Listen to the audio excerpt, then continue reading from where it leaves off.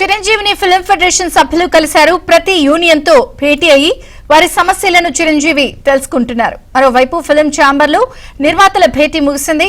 మరోసారి సమావేశం కావాలని నిర్ణయించారు.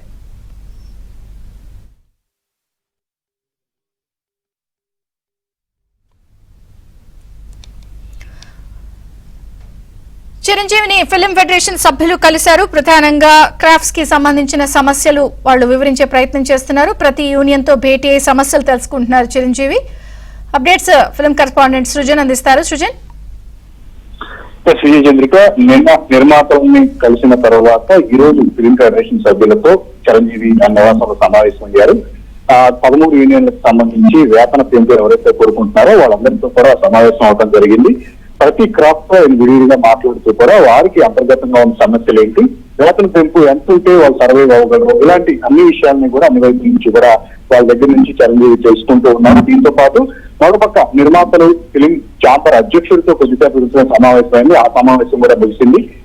ఆల్రెడీ నిర్మాతల ప్రతిపాదనలకు సంబంధించి 2 ప్రతిపాదనల దగ్గర ఈ సమావేశాలు జరుగుతున్నాయి, చర్చలు రన్ అవుతున్నాయి. కాబట్టి వాటి మీద ఒక క్లారిటీ అనేది యూనియన్ నుంచి కూడా వచ్చింది అని చెప్పేసి కూడా అందుతూ ఉంది. సో దీని మీద ఫైనల్ గా రేపు ఫిలిం ఛాంబర్ ఫిల్మ్ ఫెడరేషన్ సభ్యులతో రేపు సాయంత్రం 4 గంటలకు ఒక కీలక సమావేశాన్ని ఏర్పాటు చేసింది.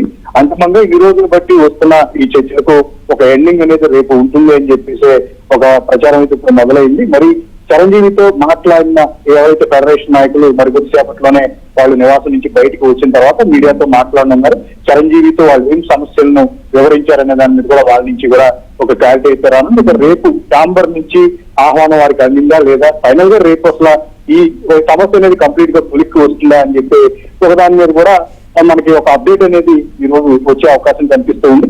చిరంజీవి కొద్ది రోజుల క్రితం తానికి సంబంధం లేదు, ఛాంబర్ ఈ విషయాన్ని పరిష్కరిస్తుంది అని చెప్పేసి స్వయం ఆయన ట్వీట్ వేయడం జరిగింది. బట్ ఇది రోజులు గడిచే కొద్దీ ఆలస్యం అవటం, సినిమాల షూటింగ్ ఆగిపోవటం, రిలీజ్ రేట్లు ఏదైతే ప్రకటించుకున్నారో అవన్నీ కూడా మళ్ళీ రిలీజ్ రేట్లు మార్చుకునే అవకాశం ఉంటుంది. కాబట్టి వాటన్నింటికి ఇమీడియట్ గా ఫుల్ స్టాప్ పెట్టాలి అంటే కనుక సమయం ఆగిపోవాలి, మళ్ళీ షూటింగ్ మొదలవ్వాలి అనే ఒక పెద్ద మనిషిగా ఆయన బాధ్యత తీసుకుని ఈ సమావేశాలన్నీ కూడా నిర్వహిస్తూ వస్తున్నారు. విజయ్.